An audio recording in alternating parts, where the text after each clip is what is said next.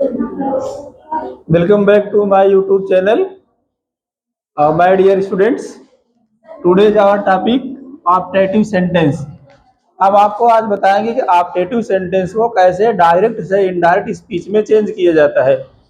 और आपको पता है कि ऑलरेडी जो है डायरेक्ट एंड इनडायरेक्ट स्पीच का सेंटेंस जो है चैप्टर चल रहा है, उसमें आज टर्न है ऑप्टेटिव सेंटेंस का। हमने इसके पहले आपको imperative sentence, interrogative sentence, assertive sentence बताए हैं। तो ऑप्टेटिव सेंटेंस को हम इनडायरेक्ट स्पीच में कैसे चेंज करते हैं, देखिए पहले तो हम जानेंगे ऑप्टेटिव सेंटेंस है क्या। ऑप्टेटिव सेंटेंस जो है इच्छावाचक वाक्य होता है, जिससे व्यक्ति की इच्छा प्रकट होती है, प्रार्थना प्रकट होती है, आशीर्वाद प्रकट होता है।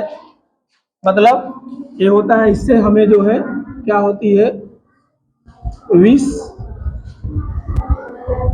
ब्लेसिंग, प्रेयर, कर्स, ओके इत्यादि का बोध होता है, उसे ऑप्टेटिव सेंटेंस कहते हैं। और ऐसा सेंटेंस में से प्रारंभ होता है, और जो है में से प्रारंभ होगा, विश, ब्लेस, प्रेयर, कर्स इत्यादि का जो है बोध होगा।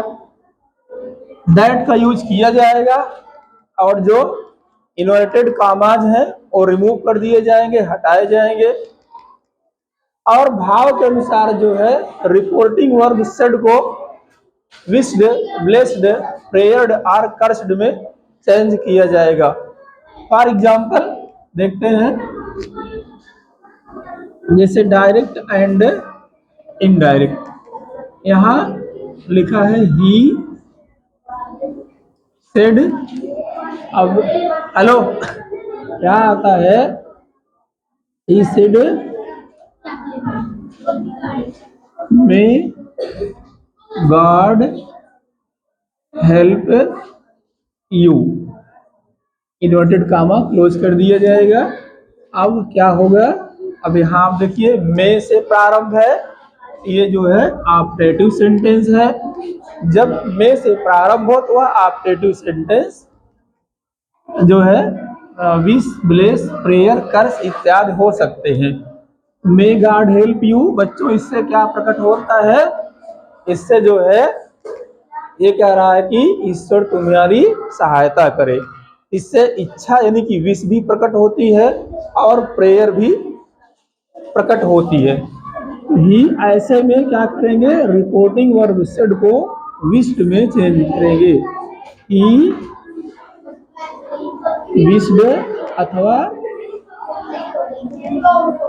प्रेयर्ड, फिर दैट ना, विश्ड या प्रेयर्ड, ही विश्ड दैट।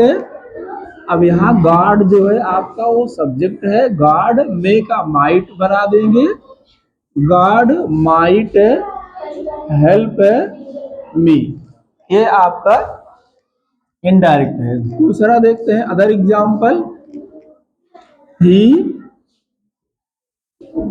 सेड, फिर कामा लगाते हैं और आगे लिखते हैं may God save you. Okay, तो इनडायरेक्ट स्पीच में चेंज करेंगे, ही गॉड सेव यू, यहाँ प्रेयर्ड अथवा विश्ड, मान लीजिए हमने ही प्रेयर्ड, फिर लगाएंगे दैट का यूज करेंगे। अब गॉड आपका सब्जेक्ट है, दैट गॉड में जो है ए माइट में हो जाएगी, माइट सेव, यस सेव, और यू का जो है मी हो जाएगा। ओके, अब आप समझे होंगे। अब एक बार फिर आपको समझाते हैं, जब में से प्रारंभ होता है वो जो है ऑप्टेटिव सेंटेंस होता है, यानी इच्छावाचक होता है। यहाँ पे जो रिपोर्टिंग वर्ब है इसका सब्जेक्ट ही है, इसकी इच्छा क्या है कि मे गॉड हेल्प यू, ठीक है। इस तरह से जब इच्छा सूचक है तो विश, विश मीन्स क्या होती इच्छा, और प्रेयर मीन्स प्रार्थना। हम विश या प्रेयर में चेंज करेंगे। Next example, he said to Mohan. यहां आता है may you be an engineer. Okay, यहाँ ऐसा होता है, ये इससे क्या चाहता है, ही से टू मोहन, उसने मोहन से कहा कि may you be an engineer, तुम एक इंजीनियर बन जाओ या हो जाओ। तब क्या करेंगे बच्चों, तो हो जाएगा ही। अब ये इसकी इच्छा है तो क्या करेंगे, यहाँ पर आशीर्वाद होगा तो ब्लेस लिखेंगे, विश्ड मोहन दैट। अब यहाँ यू है, ये मोहन है, यहाँ पर क्या हो जाएगा, ही। मे का हो जाएगा might be an engineer. Okay, ये हो गया। एग्जाम्पल और देखते हैं। डायरेक्ट में देखिए, जैसे यहां पर होता है ही सेड, अब यहां लिखा गया है may you fail in exam, may you fail in exam. तब क्या करेंगे, इसका इनडायरेक्ट कैसे बनाएंगे, ये इससे क्या प्रकट होता है, may you fail in exam, मतलब ये जो है कह रहा है तुम एग्जाम में फेल हो जाओ, इसका मतलब क्या है कि वो कर्स है, एक प्रकार का श्राप है, कर्स। तब हम लिखेंगे ही CURSED, ही कर्स्ड दैट।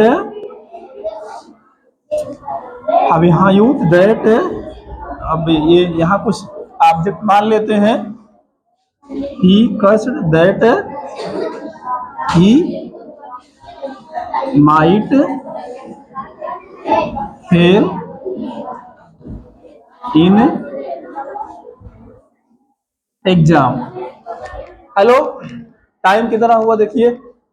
तो इस तरह से हम आपको एग्जाम्पल के द्वारा बताया कि ऑप्टेटिव सेंटेंस जो है कितने पर समाप्त होता है।